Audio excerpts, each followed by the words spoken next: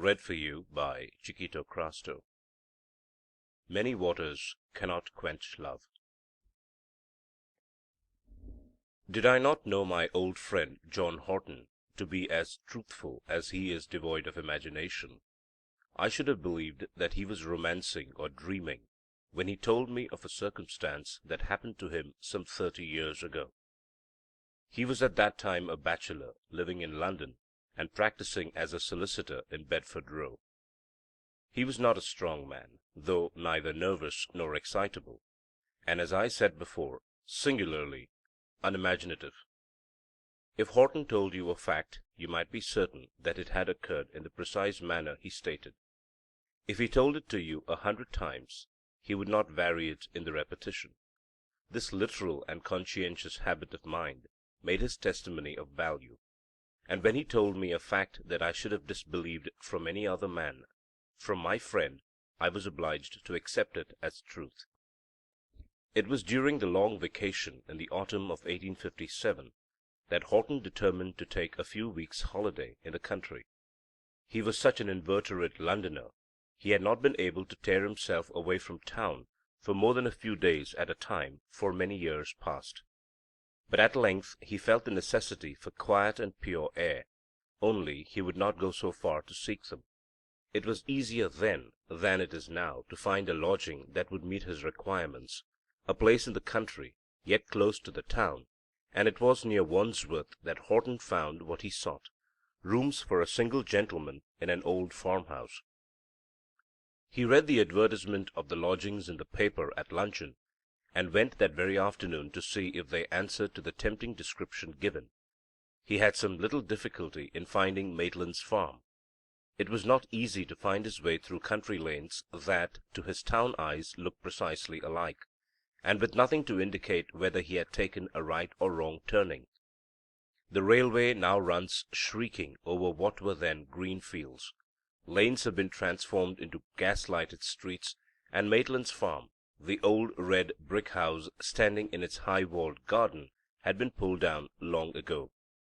The last time Horton went to look at the old place, it was changed beyond recognition, and the orchard in which he gathered pears and apples during his stay at the farm was now the site of a public house and a dissenting chapel.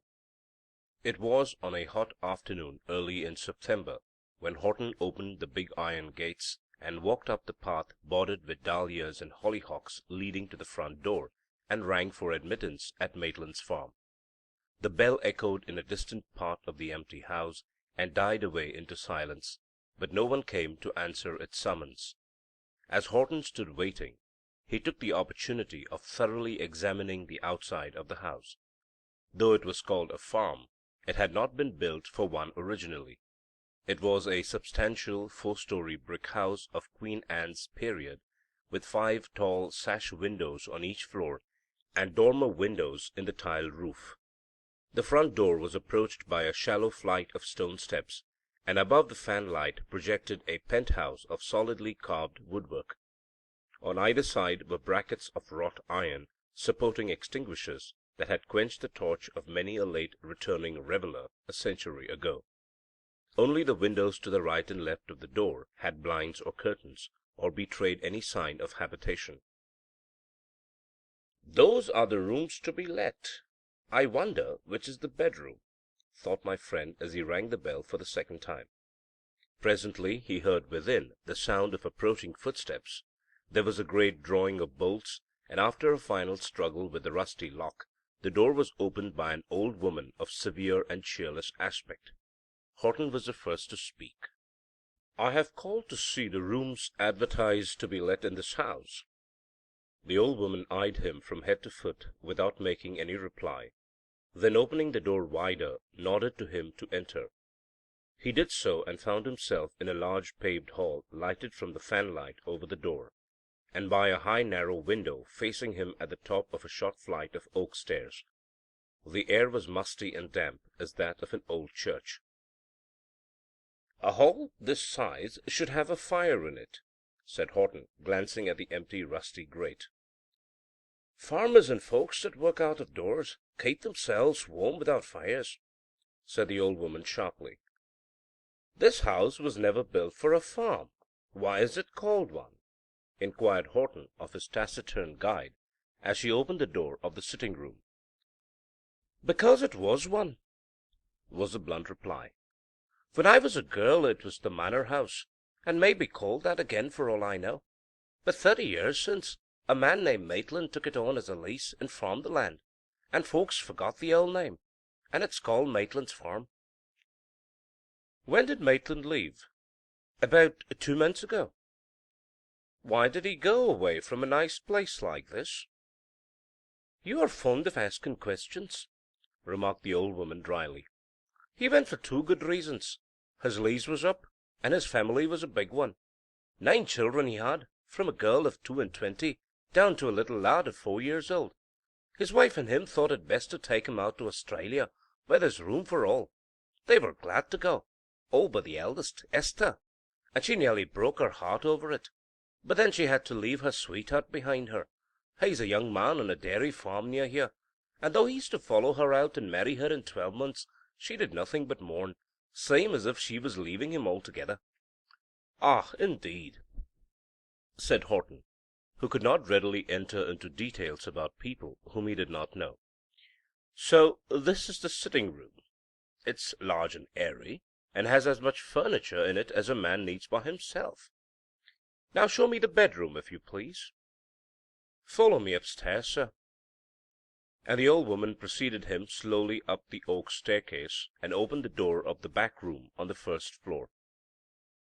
"Then the bedroom that you let is not over the sitting-room?" "No. The front room is mine, and the room next to it is my son's. He's out all day at his work, but he sleeps here, and mostly keeps me company of an evening.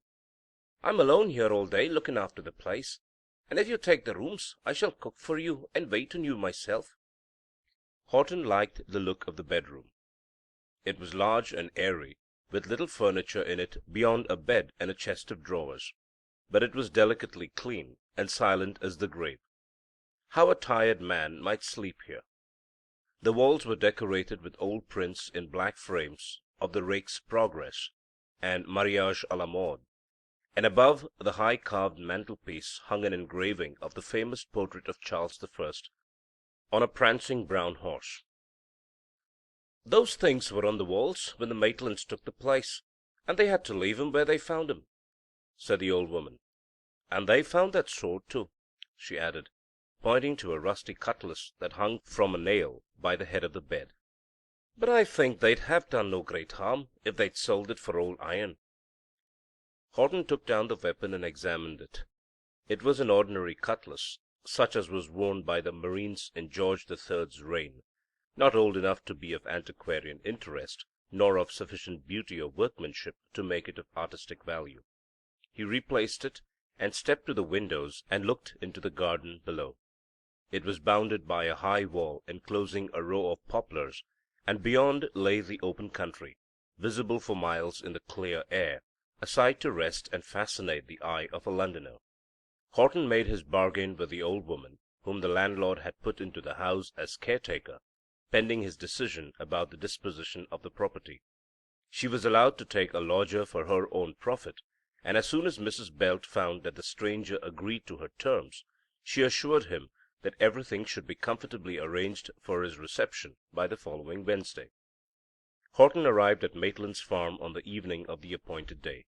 A stormy autumnal sunset was casting an angry glow on the windows of the house. The rising wind filled the air with mournful sounds, and the poplars swayed against a background of lurid sky. Mrs. Belt was expecting her lodger, and promptly opened the door, candle in hand, when she heard the wheels stopping at the gate. The driver of the fly carried Horton's portmanteau into the hall, was paid his fare, and drove away thinking the darkening lanes more cheerful than the glimpse he had had of the inside of Maitland's farm. Horton was thoroughly pleased with his country quarters. The intense quiet of the almost empty house, that might have made another man melancholy, soothed and rested him. In the daytime he wandered about the country, or amused himself in the garden and orchard, and he spent the long evenings alone, reading and smoking in his sitting-room. Mrs. Belt brought in supper at 9 o'clock, and usually stayed to have a chat with her lodger, and many a long story she related of her neighbours and the Maitland family, while she waited upon him at his evening meal. On several occasions she told him that Esther Maitland's sweetheart, Michael Wynne, had come to talk with her about the Maitlands, or to bring her a newspaper containing tidings that their ship had reached some point on its long voyage in safety. "You see, the Petrel is a sailing vessel, sir, and there's no saying how long she'll take getting to Australia. The last news Michael had, she's got as far as some islands with an outlandish name, and he's had a letter from Esther posted at a place called Madeira, and now he gives himself no peace till he can hear that the ship's safe as far as somewhere. I think he said in Africa." "It would be the Cape, Mrs. Belt." "That's the name, sir, the Cape, and he werrets all the time for fear of storms and shipwrecks. But I tell him the world's a wide place, and the sea's wider than all, and very likely when the chimney pots is flying about our heads in a gale here, the Petrel's lying becalmed somewhere. And then he takes up my thought and turns it against me. Yes, he says, when it's a dead calm here on shore, the ship may be sinking in a storm, and my Esther being drowned." "Michael Wynne must be a very nervous young man." "That's what it is, sir. And I tell him when he follows the Maitlands it's a good job that he leaves no one behind him that'll wear it after him, the same as he's weared it after Esther." It was in the middle of October, and Horton had been a month at the farm.